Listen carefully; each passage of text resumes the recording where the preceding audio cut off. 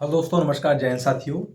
आज हम बात करेंगे विधि शास्त्र के एक जो कि बहुत ही महत्वपूर्ण क्वेश्चन है। जो भी विधि शास्त्र जो भी मतलब एलएलबी के छात्र हैं, जो भी हमारे मित्र बंधु हैं, यदि सेमेस्टर को एग्जाम देंगे तो खास के जो एलएलबी 3 है, फर्स्ट सेमेस्टर में है, उनको जो मैं हमेशा बात करता हूँ कि लखनऊ यूनिवर्सिटी जो सिलेबस है वो कहीं ना कहीं हमारे जो उत्तर प्रदेश का पीसीएसए के सिलेबस है उसी के अकॉर्डिंग है। जो हमारा प्री का वही आपका लखनऊ यूनिवर्सिटी का 3 एलएलबी का सिलेबस है। तो उसमें आप पढ़ेंगे तो विधि शास्त्र आता। तो उसमें आज हमने कई वीडियो बना डाले हैं। आज हम चर्चा करेंगे इस पे। एक क्वेश्चन है, थ्योरी है केल्सन महोदय का, जिसको हम बोलते हैं केल्सन के विधि के विशुद्ध सिद्धांत, यानी विशुद्ध विधि का सिद्धांत, यानी प्योर थ्योरी ऑफ लॉ। जो कि सेमेस्टर में इसका एक क्वेश्चन पक्का होता है और इसमें कहीं ना कहीं ये मेंस में तो नहीं आता जूरिस्प्रूडेंस, लेकिन हमारे प्री के एग्जाम में जेके इसमें इसका क्वेश्चन कहीं न कहीं लगभग ये जान के चलिए कहीं न कहीं निश्चित होता है कि इसे आ सकता है। इसे ऑस्टिन का हमने इसके पहले भी ऑस्टिनियन थ्योरी पढ़ाई थी। तो आज हम चर्चा करेंगे प्योर थ्योरी ऑफ लॉ के बारे में। तो सीधे हम इधर उधर की बातें न करके सीधे मुद्दे बात करते हैं कि क्या है विशुद्ध विधि का सिद्धांत और कैसा मतलब इसका मूल थ्योरी का, इसके एलिमेंट्स क्या हैं। तो ये जो केल्सन महोदय हैं, ये विधि शास्त्र के बहुत बड़े एक ज्यूरिस्ट विधि शास्त्री हैं। इनका सिद्धांत है विशुद्ध विधि का सिद्धांत। इसके 3 4 5 जो मेन लक्षण है वो हैं, आपको मैं बताता हूँ, आप नोट भी कर सकते हैं साथ साथ। और देखिए, बहुत ही पॉइंटेड, जितना आवश्यकता है उतना ही कराऊंगा। इससे ज़्यादा आपको कहीं मतलब इससे ज़्यादा जानने की आवश्यकता नहीं इसमें। विधि, पहली बात करते हैं केल्सन महोदय की विधि, अर्थात विधि जैसा कि वह है, न कि जैसा होना चाहिए। आप कहें कि ऑस्टिन भी यही बात करते हैं, तो बिल्कुल बात करते हैं, क्योंकि ये सभी लोग कहीं ना कहीं अधिरचनात्मक विधि सिद्धांत से जुड़े हुए हैं। यानी जो एनालिटिकल ज्यूरिस्प्रूडेंस है वो ऑस्टिन भी से जुड़े हैं, केल्सन भी इसी के समर्थक हैं। बस इतना ही, थोड़े कुछ न कुछ इनके विचारों में अंतर है, इसलिए इनको अलग पढ़ते हैं। तो प्योर थ्योरी की बात कहीं न कहीं तो आपके ऑस्टिन भी करते हैं, इनसे कहीं आगे बढ़ के बात करते हैं केल्सन महोदय से। लेकिन जो वास्तव में जो विशुद्ध विधि का सिद्धांत है वो किसने दिया, जब पूछा जाएगा तो आपका आंसर यही होना चाहिए कि केल्सन महोदय ने दिया है। तो पहली उनका कंडीशन यही है, जो विधि है वो कैसा होना चाहिए, विधि जैसा कि वह है। लॉ में यानी वो लॉ एज इट इज की बात करते हैं। फर्स्ट कंडीशन आप नोट करिए, वह विधि जैसा कि वह है, लॉ एज इट इज की बात करते हैं, का वर्णन होना चाहिए, न कि आदर्शात्मक विधि अर्थात जैसा कि वह होना चाहिए। मतलब यहाँ पे उन्होंने कहते हैं कि इसका आइडियलिज्म से या आइडियलिस्टिक थ्योरीज को लेना देना नहीं है, मोरल कॉन्सेप्ट सुनना इसका लेना देना नहीं है। ऑस्टिन भी इसकी बात करते हैं। तो कहते हैं क्या, विधि जैसा कि है मतलब प्रेजेंट टाइम, इसका प्रेजेंट कंडीशन क्या, लॉ मतलब हमेशा प्रेजेंट, वो मतलब विधि शास्त्र के यानी विधि के वर्तमान स्वरूप पर बल देते हैं, प्रेजेंट टाइम पे उसको बल देते हैं। प्रेजेंट में क्या है, वो ये क्या होना चाहिए, क्या था, न उसका हिस्टोरिकल उसको लेना देना है, न उसका फ्यूचर से कोई मतलब है, यानी प्रेजेंट से मतलब है। पहला कंडीशन हो गया कि विधि जैसा कि वह है का वर्णन होना चाहिए, न कि वह जैसा कि वह होना चाहिए, यानी आइडियल्स कोई मतलब नहीं है। सेकेंड, ये कहते हैं, जैसे कोई कहता है कि विधि विशुद्ध सिद्धि, उन्होंने विशुद्ध विधि सिद्धांत क्यों कहा, क्योंकि ये आप देखिए इनके जितने भी एलिमेंट्स हैं ये एकदम कहीं न कहीं आपको एकदम एक प्योरिटी, मतलब एक ये नहीं कि हर जगह बांटे हुए हैं और इससे भी इसका संबंध इस नहीं, हर चीज़ का कहीं न कहीं इनका जो सिद्धांत विधि का सबसे बिल्कुल एक अलगाव है। मतलब उसको कहीं न कहीं एकदम उसको एक एक अकेले मतलब उसको रखना चाहते हैं, कहीं मतलब इसका किसी से संबंध नहीं रखना चाहते हैं। विधि को एकदम स्वतंत्र रूप से दिखाना चाहते हैं ये। इसीलिए सेकंड कंडीशन क्या है, विधि और विधि के सिद्धांत में अंतर है। ये मानते हैं कि विधि, और बहुत लोग कहते हैं कि विधि और विधि के सिद्धांत, देखिए मूलतः तो जैसे जो विधि के सिद्धांत है, चाहे विधि को कहीं न कहीं आप देखते हैं तो वो एक विधि से विधि के सिद्धांत डेवलप होता है, तो दोनों चीज़ें एक हैं। लेकिन ये क्या कहते हैं, नहीं, विधि अलग है और विधि के सिद्धांत अलग हैं। इसीलिए इसको प्योर थ्योरी ऑफ लॉ कहा जाता है। एकदम प्योर लॉ को प्योर रखना चाहते हैं, किसी से इसका कोई लेना देना नहीं। इसीलिए कहते हैं कि चाहे वो थ्योरी हो, थ्योरी अलग है, ये जो मतलब थ्योरेटिकल इसका जो सिद्धांत है विधि का, और जो विधि है लॉ, ये बिल्कुल अलग है। तीसरा कंडीशन जो एलिमेंट्स इनका ये है कि विधि का सिद्धांत ऐसा होना चाहिए कि जिसे सभी समय तथा समान स्थानों पे समान रूप से लागू किया जा सके। मतलब कि उनके अनुसार विधि ऐसा होना चाहिए, इसको हम नोट करते चलिए। तीसरा जो मुख्य लक्षण है कि विधि ऐसा होना चाहिए कि सभी स्थानों पे समान रूप से सही सही समय में, मतलब एक समान रूप से उसको लागू किया जा सके। ये नहीं है कि उसमें कोई आप भेदभाव हो कि मतलब किसी समय के लिए अलग है, किसी स्थान कुछ अलग विधि लागू रही, नहीं, समान रूप से सभी जगह लागू होगी, वही विधि असली है। और फिर चौथी बात इन्होंने क्या कहा है, विधि का जो सिद्धांत है वो अपने आप में यही बोलते हैं कि चौथा लाइन यही है कि जो प्योर थ्योरी ऑफ लॉ जो हम पढ़ रहे हैं वही बोले हैं इन्होंने कि इसको जो विधि होनी चाहिए वो प्योर होनी चाहिए, यानी कि एकदम बिल्कुल शुद्ध, विषय बोलते हैं विशुद्ध, एकदम शुद्ध होना चाहिए। अर्थात इसे नीति शास्त्र, राजनीति शास्त्र, समाज शास्त्र, इतिहास आदि के प्रभाव से मुक्त रखा जाए। यानी कि जो राजनीति शास्त्र, समाज, हम शुरू में विधि शास्त्र पढ़ रहे थे इंट्रोडक्शन, तो उसमें बताया जाता है कि इसका स्कोप इतना व्यापक है कि इसका हमने बताया था इसका संबंध कहीं न कहीं हर साइंस से, मतलब चाहे समाज शास्त्र हो, चाहे नीति शास्त्र, अपने आप में इसका चाहे वो अर्थशास्त्र, सबका संबंध है। लेकिन प्योर थ्योरी का अर्थ ही इनका यहाँ पे ये दिखाना है कि इनका किसी अन्य विषयों इसका कोई लेना देना नहीं है, ये अपने आप में स्वतंत्र है।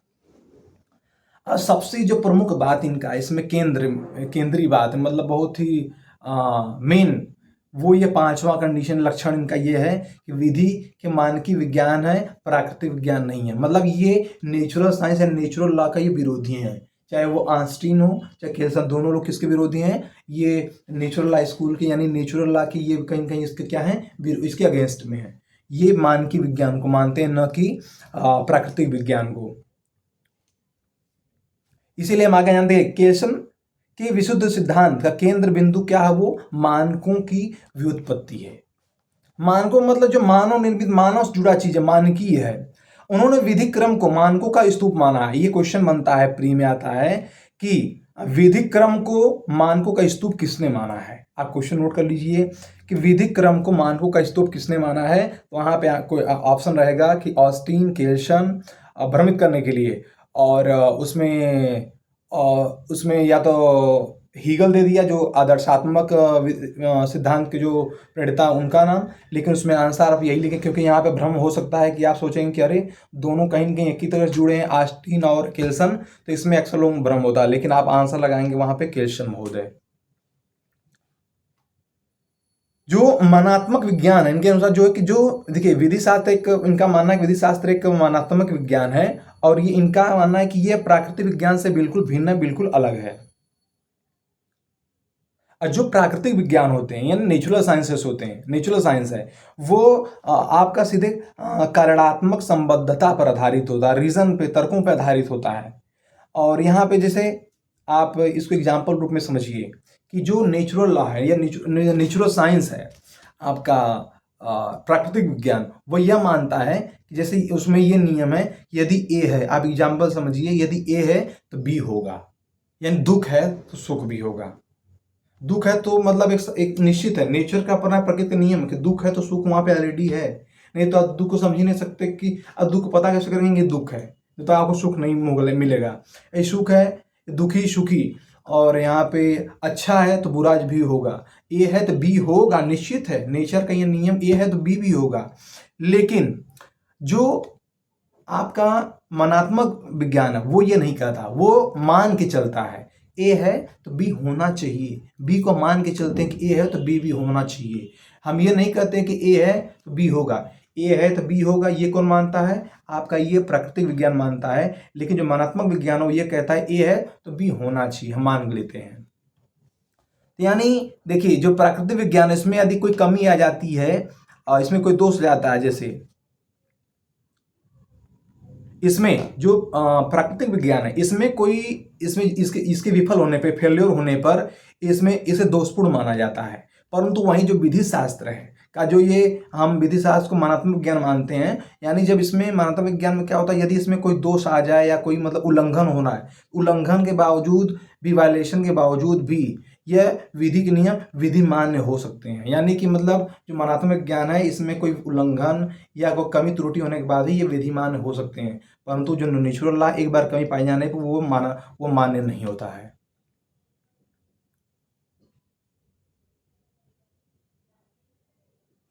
जो नेचुरल साइंस है वो क्या है, अखंडनीय, उसका आप खंडन नहीं कर सकते। लेकिन जो मानात्मक है उसका खंडन कर सकते हैं। अपने आप समझने वाली बात है कि जो भाई प्रकृति की चीजों का यदि आप खंडन कर दिए तो प्रकृति है ही नहीं, आप खंडन उसी करेंगे जो मानात्मक है, ये ठीक है।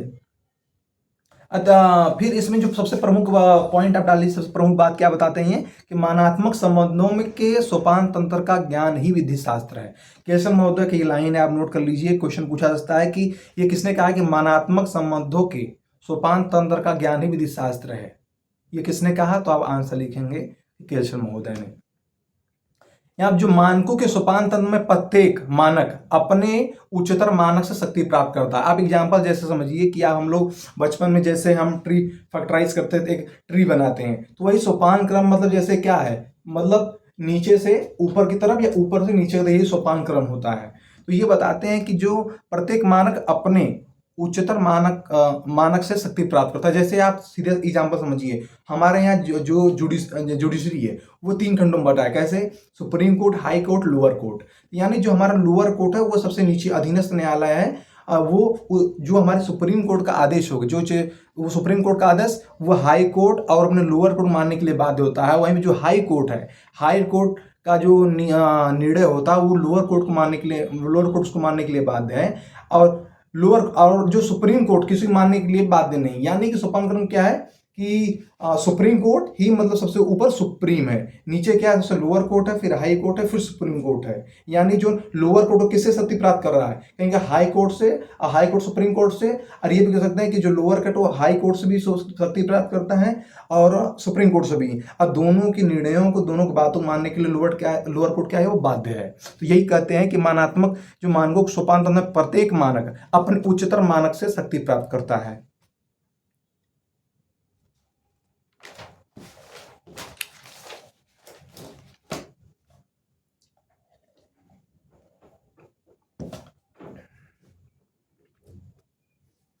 अब इसको आप जैसे एक एग्जाम्पल के रूप में देखिए, जो मानात्मक और नेचुरल के रूप में, जैसे मानात्मक रूप में आप देखेंगे उदाहरण के रूप में, इसमें ये कहते हैं कि केल्सन मूल मानों के प्रारंभिक कल्पना मानते हैं। अब क्वेश्चन आता है इसमें, एक तीसरा क्वेश्चन और नोट कर लीजिए कि मूल मानों को एक प्रारंभिक परिकल्पना कौन मानता है? केल्सन, ऑस्टिन, आपको ये एग्जाम्पल यही रहेगा।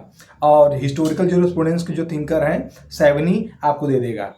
तो यहाँ पे आप भ्रमित मत होइएगा, क्योंकि जो सेवेगनी होंगे तो पहले नहीं होंगे, क्योंकि सेवेगनी हिस्टोरिकल जूरिस्प्रूडेंस के हैं। ये किसका बात करें? ये एनालिटिकल जूरिस्प्रूडेंस थिंकर है, कौन? केल्सन, ऑस्टिन। तो यहाँ पे ऑस्टिन वो आदेश, उनका सिद्धांत कौन सा है? वो आदेशात्मक सिद्धांत है। लेकिन केल्सन का क्या है? प्योर थ्योरी ऑफ लॉ है।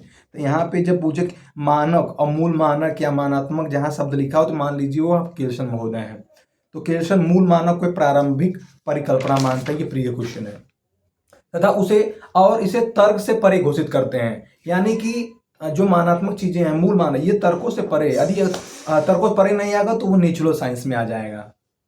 उदाहरण के रूप में आप देखिए, भारत और इंग्लैंड की विधि व्यवस्था में बताते हैं कि भारत और, जैसे एग्जांपल में हम समझ सकते हैं कि भारत और इंग्लैंड की विधि व्यवस्था में क्या मूल तो क्या मतलब मूल मानक के देख रहे हैं आप? संसद है, मतलब यहाँ भी संसद है, वहां भी संसद है।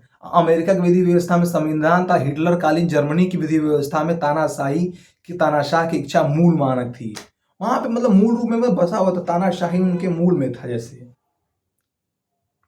अब जिसके हम आप इंपॉर्टेंस को देखेंगे, जब हम केल्सन विशुद्ध विधि सिद्धांत के इंपॉर्टेंस को हम जब देखेंगे तो इसको हम 5-6 पॉइंट आप डाल लीजिए, आप नोट कर सकते हैं, नोट करते चलिए।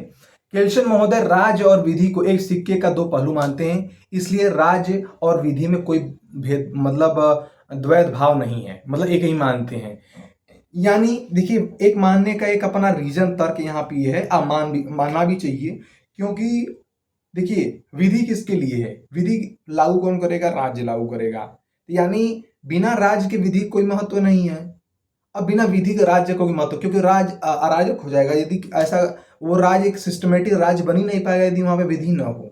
लोगों को चीजों को कंट्रोल, राज्य को कंट्रोल करने के लिए किसी चीज की आवश्यकता हो तो क्या होता है? वो विधि के माध्यम से वो कंट्रोल बनाता है अपना। इसलिए दोनों एक सिक्के के 2 पहलू हैं, तो उनको अलग ना मानना, कोई दिक्कत नहीं है इसमें। दूसरी बात, विधि का स्वरूप जो है, इनका ये मानना है कि विधि का स्वरूप आदेशात्मक ही हो, ऐसा आवश्यक नहीं। ये केल्सन महोदय का मानना है। यहाँ पे देखिए, आप डिफरेंस कर सकते हैं कि दोनों थिंकर जो ऑस्टिन है और केल्सन है एनालिटिकल जूरिस्प्रूडेंस के समर्थक है, परंतु जहाँ पे ऑस्टिन महोदय विधि को क्या कहते हैं कि law is the command of sovereign, या संप्रभु का आदेश ही कानून है। ये किसका मानना है? मतलब कानून कुछ और नहीं, सिर्फ जो राजा का आदेश है, संप्रभु का आदेश, वही कानून है, ये मानना है ऑस्टिन का। परंतु इसका खंडन कौन करता है? केल्सन महोदय अपने विशुद्ध विधि सिद्धांत की थ्योरी में खंडन करते हैं। वो कहते हैं कि विधि के स्वरूप सिर्फ आदेशात्मक हुए जरूरी नहीं है, बहुत इंपॉर्टेंट है। और तीसरा, अंतरराष्ट्रीय राज्य की विधि की कानून, जो जो अंतरराष्ट्रीय कानून इंटरनेशनल लॉ है, वो राज्य की विधि से श्रेष्ठ है, यानी राज्य की विधि से इसको श्रेष्ठतर मानते हैं। चौथा है कि देखिए, चौथा भी बहुत महत्वपूर्ण इनकी है कि ये केल्सन महोदय जो है वो रूढ़िगत विधि को मान्यता प्रदान करते हैं, जबकि जो ऑस्टिन महोदय हैं वो रूढ़िगत विधि को मानते ही नहीं है, वो किसी को कुछ नहीं मानते, वो इनसे भी ज्यादा प्योर दिखाना चाहते हैं लॉ को।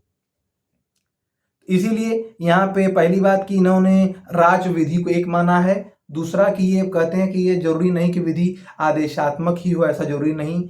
और तीसरा है कि अंतरराष्ट्रीय कानून को ये क्या बोलते हैं? राज्य की विधि श्रेष्ठ मानते हैं। और चौथा है कि केल्सन रूढ़िगत विधि को मान्यता प्रदान करते हैं, जिससे हम विधि के स्वरूप मान करते हैं कि विधि कैसे कैसे बनती है, कि इसके मतलब क्या क्या विधि हो सकता है। तो उसमें 4-5 चीजें आती हैं, जैसे कि विधायन के माध्यम से विधायन है, फिर जो रूढ़ी है, रूढ़ी प्रथा कस्टम्स हैं, यूसेज है जिसको हम चलन बोलते हैं, वही आगे जाके प्रथा का रूप ले लेता है। दूसरा न्याय निर्णयन, जो न्यायालयों के द्वारा, चाहे हमारे राज्य स्तर पे, चाहे इंटरनेशनल स्तर पे, अंतर्राष्ट्रीय न्यायालयों द्वारा जो न्याय निर्णयन होता है, डिसीजंस होते हैं, उनके माध्यम से भी, कोर्ट के माध्यम से भी कानूनों का निर्माण होता है। तो ये यहाँ पे ज़्यादा तो नहीं प्योर थ्योरी मानते, लेकिन यहाँ पे ये प्योर थ्योरी के साथ साथ यहाँ पे रूढ़िगत विधि को भी मान्यता प्रदान किए हैं। और केल्सन के पांचवा चीज है कि केल्सन के सिद्धांत ने विधिक व्यक्तित्व के सिद्धांत संबंधित समस्याओं को हल करने में सहायता मिलती है। यानी जो हमारी लीगल पर्सनालिटी है, लीगल पर्सनालिटी से रिलेटेड जो भी प्रॉब्लम्स हैं, उनको हम सॉल्व करने में किससे हमें फायदा मिलता है? तो केल्सन के सिद्धांत से। छठवां ये है, केल्सन ने कहा है कि जो लोग, जो देखिए, एक होता है, दो चीजें होती हैं कि एक लोक विधि और एक प्राइवेट विधि, यानी कि एक निजी विधि और एक सार्वजनिक विधि। तो केल्सन ने लोक विधि और प्राइवेट विधि को में बोलते हैं, मतलब बहुत लोग मानते हैं होना चाहिए, लेकिन यहाँ पे केल्सन ने प्राइवेट लॉ और पब्लिक लॉ को इन्होंने बोला कि प्राइवेट मतलब विभाजन नहीं हो सकता है। यानी कि जैसे आप पूछेंगे प्राइवेट लॉ क्या होता है, पब्लिक लॉ क्या होता है, तो आप इसको उदाहरण के रूप में नोट कर लीजिए। प्राइवेट लॉ वो है कि जो हमारे व्यक्तिगत विवादों को, समस्याओं को निपटारा करता है, वो आपका प्राइवेट लॉ है। मतलब व्यक्तिगत रूप से जो विवाद होता है, संपत्ति विवाद होता है, वो आपका प्राइवेट लॉ के अंतर्गत निपटाया जाता है। और लेकिन जो सार्वजनिक, जो बड़े मुद्दे होते हैं, राज्य स्तर का, राज्य और व्यक्ति के मध्य हो, चाहे राज्यों बड़ा हो, तो वो सार्वजनिक यानी पब्लिक लॉ के माध्यम से निपटाया जाता है। पब्लिक लॉ से अपने आप में, मतलब सार्वजनिक विधि से, अपने शब्दों से इसका अर्थ स्पष्ट है कि हम किसकी बात करें? जो सार्वजनिक, जो सभी से जुड़ा हो, ऐसा कोई मुद्दा, ऐसी समस्या जो सर्वसाधारण से जुड़ा हो, सभी पूरे समुदाय से जुड़ा हो, वो आपका प्राइवेट मतलब पब्लिक लॉ होता है। अब हम 3-4 पॉइंट में इसकी आलोचना देखेंगे कि कौन क्या कहता है। तो लास्की महोदय कहते हैं इसकी आलोचना है, जो विशुद्ध विधि सिद्धांत की जो आलोचना हम देखेंगे, तो लास्की महोदय कहते हैं केल्सन का सिद्धांत एक व्यर्थ की मानसिकता कसरत है। अब क्वेश्चन आएगा कि किसने केल्सन के सिद्धांत को व्यर्थ की मानसिकता कसरत कहा है? तो ये लास्की महोदय ने कहा है। उन्होंने कहा कि वास्तविक जीवन में इसका कोई व्यवहार, मतलब बिहेवियर या व्यवहारिक महत्व नहीं है।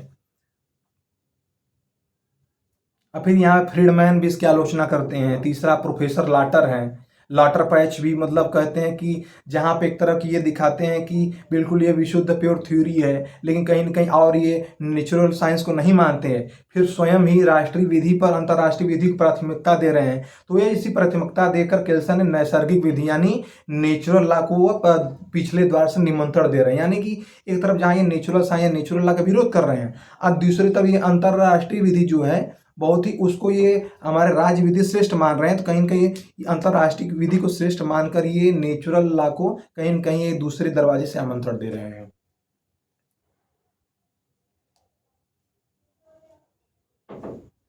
अब हम देखिए, सबसे महत्वपूर्ण जब हम क्वेश्चन लिखते हैं तो सेमेस्टर में एग्जाम के दौरान ये क्वेश्चन आ भी जाता है कि कभी कभी तो शुद्ध अलग एकदम सेपरेटली पूछता है कि ऑस्टिन महोदय के सिद्धांत का, आदेशात्मक सिद्धांत का वर्णन करिए। और फिर या और दूसरा केल्सन महोदय के विशुद्ध प्योर थ्योरी ऑफ लॉ का वर्णन करिए आलोचनाओं के साथ इत्यादि, ऐसे क्वेश्चन आता है। कभी कभी ये आ जाता है, 2 क्वेश्चन बनेगा उसमें कि केल्सन महोदय के विशुद्ध विधि सिद्धांत का वर्णन करिए, साथ ही ऑस्टिन के विचारों की और केल्सन के विचारों की तुलना, ये कंपेरिजन करिए। तो यहाँ पे जो पहला कंपेरिजन ये है कि देखिए, ऐसे तो 3-4 प्रमुख हैं, उसमें से एक ये है कि दोनों विधि शास्त्रियों ने प्राकृतिक विरोध विधि का विरोध किया, यानी नेचुरल लॉ और नेचुरल साइंसेस के, मतलब इसके अगेंस्ट में, इसके विरोध में है जो। और वहीं पे जो ऑस्टिन महोदय हैं, इनके सिद्धांत में सार्वभौमिकता, जो यूनिवर्सलिटी है, उसका यहाँ पे आप देखेंगे एक अभाव माना जाता है, लैक ऑफ यूनिवर्सलिटी। लेकिन केल्सन के विशुद्ध विधि सिद्धांत में सार्वभौमिकता के अभाव नहीं, बल्कि प्रधानता या प्रमुखता है।